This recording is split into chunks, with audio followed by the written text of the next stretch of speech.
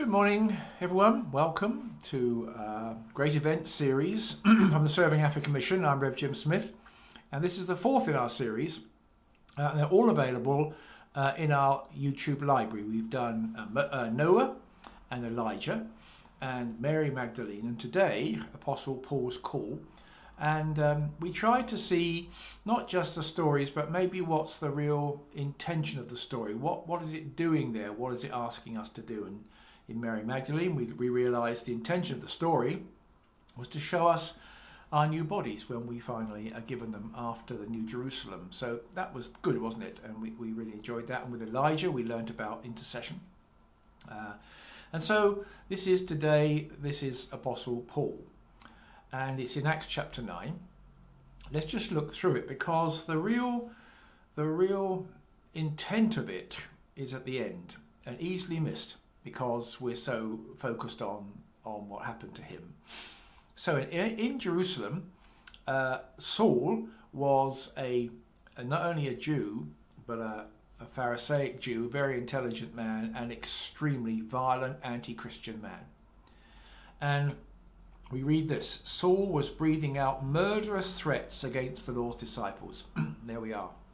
He's like Al-Qaeda, like Taliban, like the rest of them, looking to murder Christians, which is what happened in Iraq, and that's what he's doing.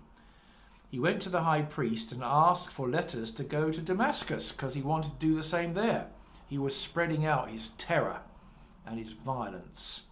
And it said this: if he found any there who belonged to the way, whether men or women, he might take them as prisoners to Jerusalem. There we are. So he's really a very, very evil intent.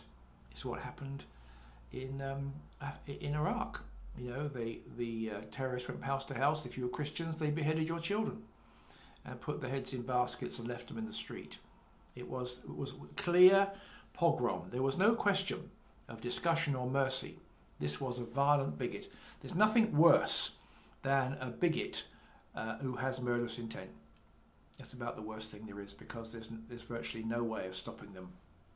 And especially when you have the state on your side, So off he goes to Damascus. He's on his journey to Damascus. And here we know the story, verse 3. As he neared Damascus on his journey, a light from heaven flashed around him. He fell to the ground and heard a voice.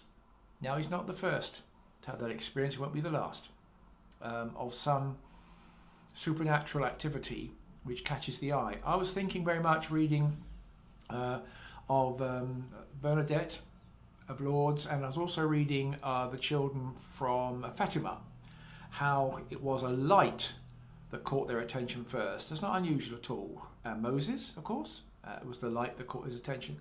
So this is not unusual for the Lord to catch our attention by some natural phenomenon, and this is such a astonishing one. He falls to the ground.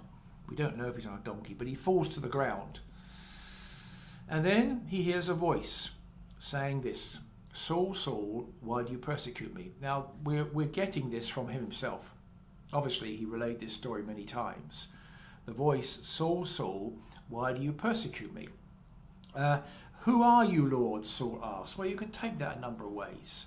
You can just take him as being naive, because he really should have known. I think we just have to say he was so frightened.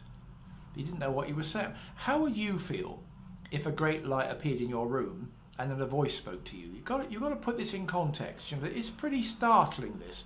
I've had these experiences many times as a prophet, so it doesn't worry me in the slightest. But the first time or two is a bit of a shock.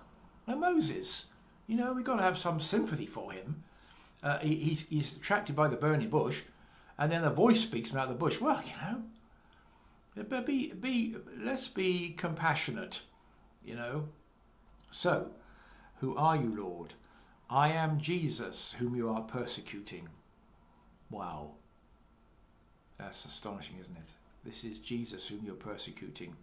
Now go and get up and go into the city, and you will be told what you must do. Well, it's tremendously encouraging, isn't it? Any of the bigots of the world could be called by Christ. And that is the joy of our faith. And we just know nobody is beyond being called by the Lord. No one has been beyond being attracted to the Lord. And you might ask, well, how come the Lord called Saul when he was such a murderer? Yes, but you see, deep in his heart, he was wrestling with all this stuff. The Christian stuff was pushing itself into his heart, and he was pushing it away, letting the Jewish stuff weigh him down. So he became violent to beat what? To destroy what? Destroy what was in his own heart. That's what he was trying to murder. Not the Christian, so he did do that, but he was trying to murder that which was rising up in his own heart. See, as he watched Stephen die, this war broke out inside of him. And you mustn't look at people and think they're beyond being called by Christ. You don't know what's going on. Many a wife has prayed for 30 years and had her husband come to Christ. And then you find out, what was it one man said? He said, I watched my wife praying every night for 30 years. See, and it niggled away inside of him. And eventually, when the call came, he was there. So it is a tremendously encouraging moment. There isn't anybody in the world who's beyond being called by Paul, by Christ. Even the most horrible paedophile and the most awful murderer, they are not beyond being called by the Lord. And that's a lesson from the call of St. Paul that sometimes we don't notice. We're so thrilled, of course we should be, at what's happened here that we forget that. Many millions of people have come to Christ through this story, including Mary Smith, who's watching this at this moment, Apostle Mary. Many have come. Millions and millions and millions of people have come to Christ through reading this story. So it's a tremendous, why I picked it. It's one of the great events of the Acts of the Apostles. It is a towering beacon of hope and calling to countless millions of people. If we get to heaven and the Lord says, I've had a good idea.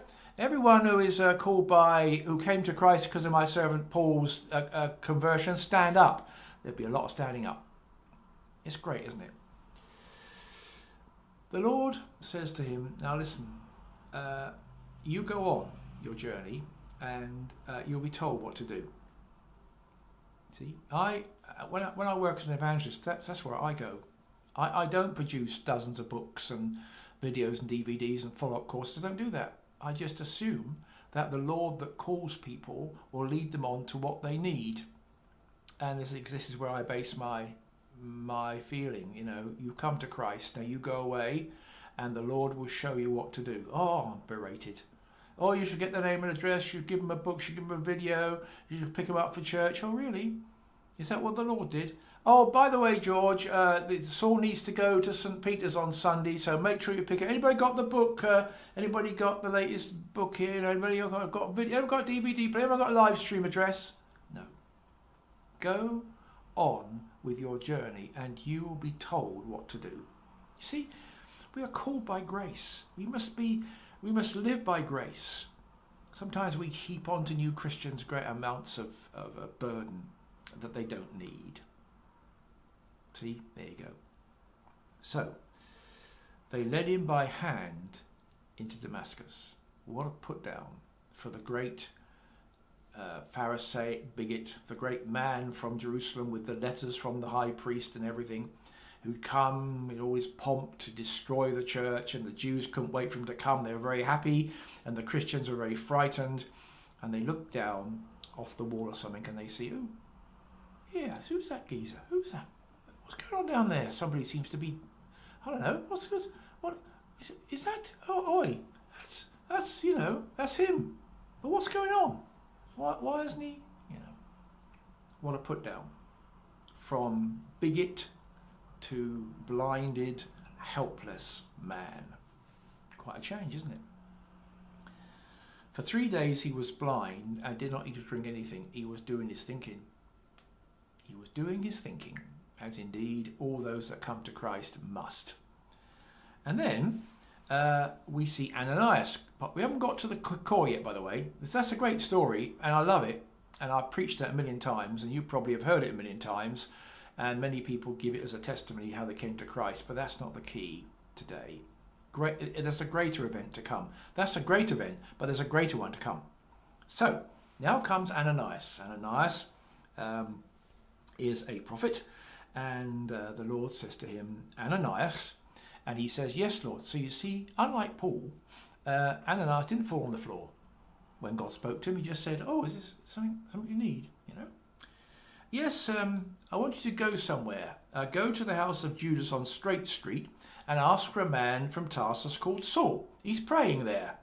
In a vision, he has seen you coming, placing your hands on him and restoring his sight. There you go. That's it, Ananias. Simple as that. Stroll down to number 32 Chandler Road to the house of Mavis and George Binks. There's a bloke in there called Paul, Saul at the moment, and he's praying, and he's already had a vision of you going. That's what I want to do. Go there and heal him. Ananias goes, just a minute. The Saul we're talking about is the Saul that's come from Damascus. Is that the one? Yes, Lord, that's the one. But listen, I have received many reports about this man and all the harm he's done to your holy people in Jerusalem. And he's come here with authority from the chief priest to arrest all who call on your name. Did you think the Lord needed to be told that? No.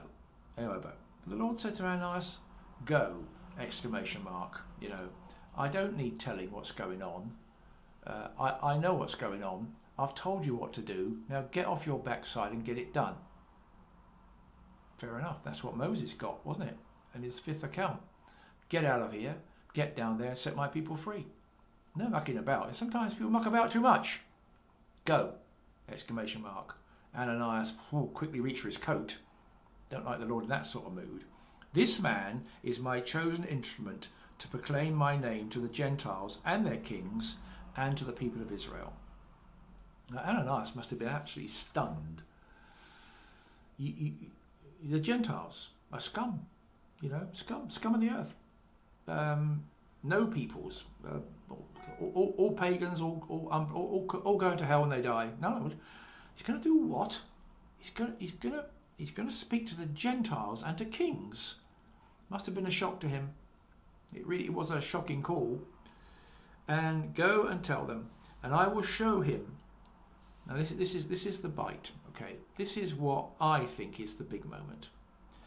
I will show him how much he must suffer for my name. Now the reason why that is such a big moment is because calling him was not enough. He was called to serve. He was called for a purpose. And his purpose was basically to change the world. It isn't his conversion that we have much detail about, is it? Have you noticed that? The detail is in his call. We're meant to note that. When the Acts of the Apostles was written, it was written by St. Luke, whoever, it doesn't matter. The fact is, when it was written, the conversion, you can see Paul going, I was going down to Damascus, there was a light, fell off the light, the Lord spoke to me and said, go to Damascus. Now, this is the thing, Luke, Ananias turned up. And when he came, he had a commission for me. Oh, he healed me, by the way. And he had a commission for me. And my life was changed, and I became a great servant of the Lord. And actually, I changed most of the world. That's the great moment in the call of Paul. That is the great moment in this story. Not that he was converted, great though that is, but he was called to serve and to suffer. He was called out of darkness into light, not to sit down and be happy and sing songs and write books and go to church and read his Bible and stuff. He was called to change the world. That's where the power is. That's why there's so much about the call from Ananias and so little about the conversion. That Paul is trying to tell us something. Listen, he says, when you come to Christ, that's nothing. It's what you're called to that's everything. What God has purposed for you, what God has chosen for you, what God has in mind for you, that's everything. I think, that we've lost that in the 21st century. When people come to Christ, that's good. But they didn't come to Christ to fill the pews. They came to Christ because they had a job. They were called. And we don't let them find that. We give them all the books and booklets and all the live streams, but we don't understand. We need to be told we've come to Christ. You have come for a purpose. You are going to go to heaven when you die. You're going to walk with this man forever, and he's going to be your companion and friend. That's brilliant. It's guaranteed. You will go to heaven when you die. You will not face the last judgment. See the last video, what I said about end times. Everything is fine for you, Paul. In heaven, the Lord has taken his pen, and in the little book of life, he has written Paul. He's going to be called Paul later. Paul. Right, there we go. Done. Paul of Tarsus. Done. No problem. That's dealt with. Don't dwell on it. You are called for a purpose. That's the strength here. The church is called for a purpose. Its number one evangelist apostle is teaching us, don't sit down. You are called for a purpose. To suffer and serve the world for the sake of the name. And we've lost that. I think Paul will be shocked. I've heard testimonies of this story many, many times. I'm sure you have too. And they all dwell on the event, but they don't tell much about what's happened since, because they're sitting there dwelling on a thing of the past. I want to know, when you came to Christ, what were you called to, and how are you fulfilling it? What are you doing? What is your service? What were you asked to do? And are you doing it and still doing it? And it was Paul that said this. He said, leaving everything behind, I press on to the goal. You see, he understood clearly that being called is one thing. That's the beginning, and it's precious. But not as precious as the second thing, which is the call of God on your life. This story is a manifesto to every Christian. Get off your backside and get on with your calling. And stop mucking about. There is a world to be won. At the moment, there is a world going to hell in a handcart. And there ever was a need for us to fulfill our calling as individuals and as a church, it's now. If ever we should be stepping out as a church into this bleak world saying, it is not about corn, it is not about territory, it is not about power, it is about Jesus. And that has not changed. And the tyrant Putin can do all he wants, but he is nothing compared to the power of the risen Christ embodied in his church. Let's get on with it. Let's get out there and speak out words of healing and reconciliation and of moving forward and of being secure in the love of the Lord and of knowing your place. If ever there was a need for the church to step out in the manifesto of St. Paul, it's today. And the thing about him was he practiced what he preached, didn't he? Because he goes into Damascus and Ananias introduces him to the disciples. They're all scared. They're all scared. I don't blame them, because, you know, is this a trick? Has he pretended to be blind, and is Ananias in his pay, and it's all a rig? And once he gets into the council of the church, he'll know who to kill. Is this a con? That's what the Jerusalem church were worried about, but the Damascus Christians have seen it, and this is what happened. Look at this, verse 20. At once. At once he began to preach in the synagogues that Jesus is the Son of God. At once. And you just see him, you know, spending a few days with the disciples. Yeah, I'm sure, because they would have helped him. He said, right, he said, okay, right, I'm ready. Right, where are we going next? What? Which synagogue am I going to go to? Because I can get in all of them, because I'm a Jew, you see, so I can get in. So where should I go and preach about Jesus first? I said, oh, that's a bit of a risky thing. I have been called. I have been called to preach the gospel. I have been called to bring people to the Jesus I persecuted. I don't intend to sit here for another minute. I shall just step out on the road and look for the first synagogue. And I'm going to go in. And I'm going to preach about Jesus. And I'm going to go on doing that. And that's just what he did. And it says here, Paul grew more and more powerful and baffled the Jews living in Damascus by proving that Jesus is the Messiah. There we are. He's at it. He's away. It provoked a strong reaction. Those that serve the Lord always provoke a strong reaction. Those that live the Christian way, we're singing from a different hymn sheet, we're in a different ballpark, we're playing a different game, and the world can't cope with us. And so the Jews in Damascus did exactly what Saul was planning to do. They made a conspiracy to kill him. There you go. So you see, the biter bit. The one that came to kill Christians is now going to be killed by the very people that he was a member of. But they learnt about it, and verse 22, his followers took him by night and lowered him in a basket through an opening in the wall, and he got away. What a come down. The great mighty Saul is now being lowered down in a basket. Wrong. That is a total come up. The servant Saul is now fulfilling his commission. And the church thought it was necessary that he went away from Damascus, where he was in danger. And what did he do? He got in a basket, he got away, and he went down to Jerusalem, and he started to preach the gospel. No stopping him. And we then know that the church sent him away for a period to reflect, which was good. And when he came back, brought back by Barnabas, he set about changing the then known world, and we might suggest he's still changing ours today.